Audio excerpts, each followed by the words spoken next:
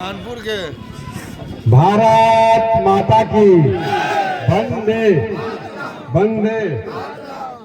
आज मां चामुंडा की धरती जंग बहादुर सिंह महाविद्यालय के प्रांगण में खेल मैदान उद्घाटन समारोह में उपस्थित मंचासीन हमारे पूर्व प्रधानाध्यापक अभिभावक जयदेव बाबू, यहाँ औराई से चलकर आए उप प्रमुख भाई पप्पू शाह जी, कटरा प्रखंड की अंचलाधिकारी मधुमिता कुमारी जी, हमारे स्थानीय मुखिया, हमारे पुराने परिचित हमारे मित्र राजकुमार पितरिया जी के वाइफ है और शंभू जी की माता जी हैं, स्थानीय मुखिया हैं बीना देवी जी, हमारे छोटे भाई प्रभात किरण जी, मंच पर उपस्थित कटरा प्रखंड के प्रखंड विकास पदाधिकारी शशि प्रकाश जी, भाई सोनपुर के मुखिया हीरा साहनी जी, कुणाल जी, वीरेंद्र जी, यहाँ उपस्थित पीछे हमारे सभी ने सबका नाम लेते, सभी हमारे सम्मानित साथीगण, और एक आदमी का नाम बोलना बहुत जरूरी है, आदरणीय धनेश्वर बाबू का। जो सच्चाई है, एक वोट लालटेन में जरूर डालते हैं, राम से के खिलाफ नहीं बोलते हैं, लेकिन आज से उन्होंने संकल्प लिया है और 2009 से हम यहाँ आ रहे हैं, क्योंकि हमारे पिताजी के साथ महेश्वर बाबू के साथ सब लोगों ने काम किया, घर पर आना जाना था, लेकिन दल के कारण दिल नहीं मिल रहा था, कहीं दिल मिल रहा था तो दल नहीं मिल रहा था। आज दोनों चीज मिल गया, इसलिए इनको बहुत बहुत धन्यवाद आभार करता हूँ। और आज अपनी बात को रखने से पहले, आज मातृ दिवस है, मातृभाषा दिवस है, आज हिंदी दिवस की ढेर सारी शुभकामनाएं भी देता हूँ। और निश्चित तौर पे बहुत ही सौभाग्य की बात है, यह कटरा की धरती ऐतिहासिक धरती है। हम वहाँ के विधायक हैं जहाँ के कलम के जादूगर रामकृष्ण बेलीपुर जी की धरती है। हम वहाँ के विधायक हैं जो बिहार विधानसभा के प्रथम स्पीकर रामदयालु बाबू की धरती है, ध्वजा प्रसाद साहू की धरती है, पांडव राय की धरती है, यानी उन क्रांतिकारियों, उन बलिदानियों की धरती है जहाँ ने इस बाग बगीचा को, इस परिवार को सींचने का काम किया है। लेकिन अभी किरण जी बता रहे थे कि हमारा विकास का किरण कहीं न कहीं बाधित होना शुरू हो गया था। मैं किसी का नाम नहीं लूंगा, किसी की सरकार की बात नहीं करूंगा, मैं वर्तमान में बात करना चाहता हूं कि 2009 में मैं पहली बार चुनाव लड़ने के लिए आया था, और जब पहली बार जदयू से चुनाव लड़ने आया था तो सच में 1 से 2 बार पहसौल या कटरा में आने का मौका मिला होगा, और 1 से 2 बार औराई जाने का मौका उसके पहले बिजनेस के सिलसिले में कभी मिला होगा। लेकिन जब 2009 में टिकट मिला और गांव-गांव, पंचायत गली-गली जब जाना पड़ा, तो जब मैं घूमने लगा तो मुझे उतना राजनीति का ज्ञान नहीं था, तो हमने कहा कि ये सीट हर्जन सीट होना चाहिए था, अब बोचार ओपन होना चाहिए था। क्यों होना चाहिए था? क्योंकि जो शेड्यूल कास्ट सीट बना था, रमई राम जी वहां से विधायक हुआ, मंत्री हुआ करते थे। हमने कहा कि गणेश प्रसाद यादव जी 7.5 वर्ष 8 वर्ष उनके पिताजी विधायक रहे, वो अपने 28 वर्ष रहे। वर्तमान के जो हमारे निवर्तमान 2 माननीय विधायक सांसद हैं, उन लोगों ने राज किया, लेकिन औराई के अंदर सच्चाई है कि एक भी विकास का ईंट जो रखना चाहिए किसी नेता ने रखने का काम नहीं किया। और जब मैं रात में और दिन में जब घूमता था तो वीडियो साहब, अभी तो आप कटरा में रहने के लिए परेशान रहते कि मैं कटरा में ही रहूं, वो समय था कि अधिकारी चाहता था कि कटरा और से कब हम भाग जाए, क्योंकि काला पानी का सजा था। जो कभी भी वीडियो, सीओ, थाना प्रभारी या जो भी अधिकारी हो, औराई कटरा में रहना नहीं चाहता था, क्योंकि मैं आपको याद दिलाता हूं, आपका थोड़ा बहुत रिश्तेदारी भी अगल बगल में है। निश्चित तौर पे कटरा मुख्यालय पर वीडियो पैदल जाता था, अधिकारी पैदल जाते थे। मैं जब चुनाव लड़ने आया तो मैं जूता खोल के अपने हाथ में, और आगे बात नहीं बोलूंगा, कि हाफ पैंट पर लोग जाते थे ब्लॉक और मुख्यालय घूमने के लिए, और नेता ऊपर चले गए जिनका घर था उनके सामने चचरी पुल था। जो नेता भी लंबा लंबा बात करते हैं, भाग्य साथ दिया, औराई की जनता ने गरीब का बेटा समझ करके जिताने का काम किया और वह व्यक्ति विधायक बन गया, मंत्री बन गया, सांसद बन गया। औराई के अंदर पूरे बिहार में, पूरे मुजफ्फरपुर जिला में 2005 में जब सरकार बनी, एनडीए की सरकार, माननीय मुखिया नीतीश कुमार जी जब मुख्यमंत्री बने, तो पूरे बिहार के अंदर एक साथ सभी रोडों पर काम शुरू हुआ, लेकिन औराई के अंदर एक भी काम शुरू नहीं हुआ।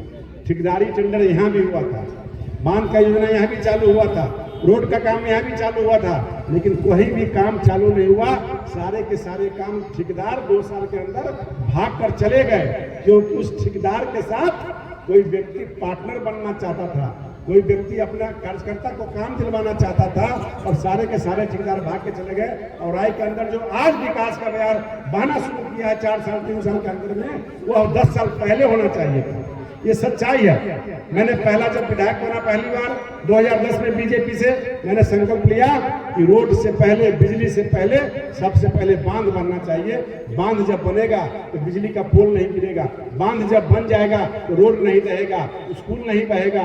तो हमने पहले बांध बनवाने का काम किया, और बांध बनवा करके आपके गंगिया और खंगा तक बांध मेरे टाइम का बना हुआ है, जिस कारण से उस पार के लोगों से जब आप बात कीजिएगा, जहां स्वाभाविक है कि जब घर से विस्थापित होता है तो लोगों को तकलीफ होता है, कोई भी अपना पुश्तैनी घर छोड़ना नहीं चाहता, लेकिन जब सरकार का निर्णय होता है, वोट का निर्णय होता है, और लाखों की संख्या के लोगों को लाभ पहुंचाने के लिए कुछ लोगों को, 1000 लोगों को नुकसान उठाना पड़ता है, तो सरकार निर्णय लेती है। तो यह योजना चालू हुआ, आज औराई के लोग खुशहाल है, आज 2 फसल खेती भी कर पाते हैं। और किसी कारण से किसी नेता के द्वारा कहीं भी परेशानियां हुई, बांध नहीं बना, लेकिन मैं आपको विश्वास दिलाता हूं कि सारी बातों ने कहा, राजनीतिक बात, मैं विकास पर चर्चा करना चाहूंगा। अभी धनेश्वर बाबू कर रहे थे, मास्टर साहब कर रहे थे कि निश्चित तौर पे ये जो पुल बनना चाहिए, मैंने पूरा इस पर अध्ययन किया, प्रयास किया, चिट्ठी पत्री जो होता है, और 2 विभागों का मामला था। ये विभाग पहले ग्रामीण कार्य विभाग का था, REO2 का था, उसके बाद ये पथ निर्माण हो गया। पथ निर्माण के कारण इसका रोड भी बना, आगे भी बना। पथ निर्माण के बाद ये रोड जो रोड आप बनवाना चाहते हैं वो NH में चला गया, NH में कन्वर्ट हो गया है, जिस कारण से पथ निर्माण के द्वारा, ग्रामीण कार्य विभाग के द्वारा न तो इस पर पुल बन पाएगा, न इस पर अभी रोड बन पाएगा।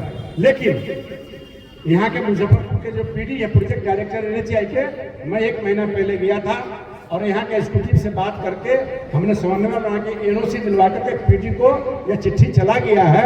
और इस काम के लिए हमेशा आपके बसघट्टा के मुखिया के लड़के हैं, हमारे शंभू जी हैं, विश्वकर्मा जी हैं, सरोज जी हैं, सब लोग कहते रहते हैं, अशोक जी हैं, सच्ची एक काम होना चाहिए। तो निश्चित तौर पर इसका आदतन स्थिति बता देना चाहता हूँ, जो PD ने कहा कि अभी जो 5.5 किलोमीटर का फ्लाईओवर बनने वाला आपका नियर अबाउट लगभग 5.5 अरब के लागत से बनेगा, उसी ठेकेदार के द्वारा इसको भी जो 1/2 किलोमीटर का ये रोड, पीपापुर वाला रोड है, इसका ऊंचीकरण करने का व्यवस्था बनाया जाएगा।